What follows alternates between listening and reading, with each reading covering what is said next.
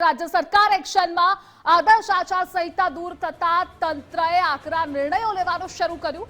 લોકસભાની ચૂંટણીમાં એમસીના deputy commissioner I K પટેલને નડી એમસીના પૂર્વ ડેપ્યુટી કમિશનરનો કોન્ટ્રાક્ટ ફરી ન રિન્યુ થયો।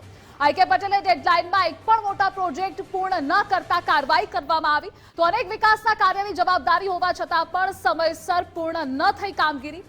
કેશવનગરમાં 500 પરિવારને ઘર વિહોણા કરવાનો મુદ્દો પણ ચૂંટણીમાં ઉછળ્યો। બુલેટ ટ્રેન પ્રોજેક્ટ માટે 500 પરિવારોના મકાનનું ડિમોલેશન પણ કર્યું હતું તો રામજીભાઈના કડિયારી ચાલીના લોકોને પણ ઘર વિહોણા કર્યા હતા। ચાલીમાં રહેતા તમામ લોકો ઉત્તર ગુજરાતના ઠાકોર સમાજના છે। ચૂંટણી પહેલા તંત્રની કાર્યવાહીથી જનતામાં ભારે નારાજગી જોવા મળી રહી છે। ઠાકોર સમાજના મકાન તોડવાની અસર પાટણ બનાસકાંઠા બેઠક પર પણ દેખાય। વર્ષ 2021માં રિટાયર્ડ થયેલા આઈએએસ અધિકારી હતા। એમસીમાં ઓએસડી પદે 6 જૂનના રોજ કોન્ટ્રાક્ટ પૂર્ણ થતા પ્રોજેક્ટ રિન્યુ કરવામાં નથી આવ્યો। અને આજ મુદ્દે આપણી સાથે સંવાદદાતા ન્યૂઝ વોર રૂમથી રીમા દોશી જોડાઈ ગયા છે। રીમા, 2024ની ચૂંટણી બાદ રાજ્ય સરકાર પણ હવે એક્શન મોડમાં આવી છે, એક બાદ એક કડક પગલાઓ પણ લઈ રહી છે।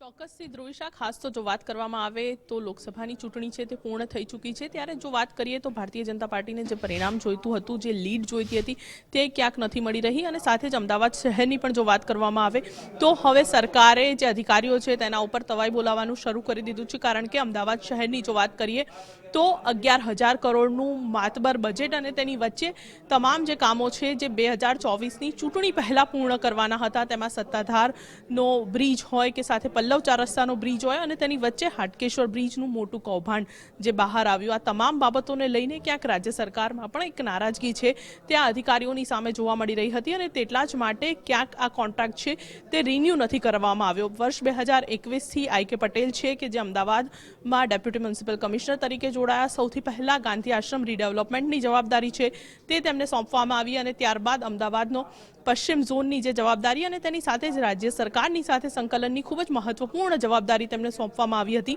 તે ક્યાંક આ તેની વચ્ચેની કામગીરી યોગ્ય રીતે નથી પૂર્ણ થઈ અને તેની વચ્ચે મહત્વની વાત કહી શકાય કે ચૂંટણી જાહેર થઈ તે પૂર્વે જ બુલેટ ટ્રેન પ્રોજેક્ટને લઈને કેશવનગરની અંદર 500 જેટલા પરિવારોને ઘર વિહોણા કરવામાં આવ્યા હતા, ડિમોલેશનની કામગીરી કરવામાં આવી હતી। આજે પણ જો વાત કરીએ 2 મહિના જેટલો સમય છે, 3 મહિના વીતી ચૂક્યા છે, તેમ છતાં અનેક એવા પરિવારો છે કે જે રેન બસેરા એટલે કે આશ્રય ગૃહોમાં રહે છે અને તે તમામનો રોષ છે તે ચૂંટણીમાં માત્ર અમદાવાદ પૂરતો નહીં, ક્યાંક ઉત્તર ગુજરાતની બનાસકાંઠા અને પાટણ બેઠક ઉપર પણ આ તમામ જે લોકો છે તે ઠાકોર સમાજના હતા અને તેમનો રોષ છે તે જોવા મળ્યો છે અને તેને જ લઈને સરકાર છે તે કડક પગલાં લઈ રહી છે। અને તેની વચ્ચે ખૂબ જ મહત્વપૂર્ણ વાત કરીએ તો અમદાવાદ મહાનગરપાલિકામાં 4 એવા અધિકારીઓ આઈકે પટેલને ગણતા ગણી શકાય કે જેઓ રિટાયર્ડ થઈ ચૂક્યા હતા, પરંતુ અમદાવાદ મહાનગરપાલિકામાં અલગ અલગ જવાબદારીઓ છે તે તેમને સોંપવામાં આવેલી છે।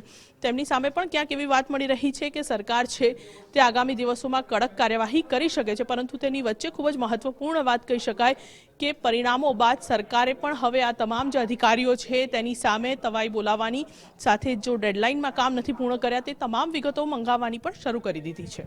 જી રીમા, માહિતી બદલ આભાર આપનો।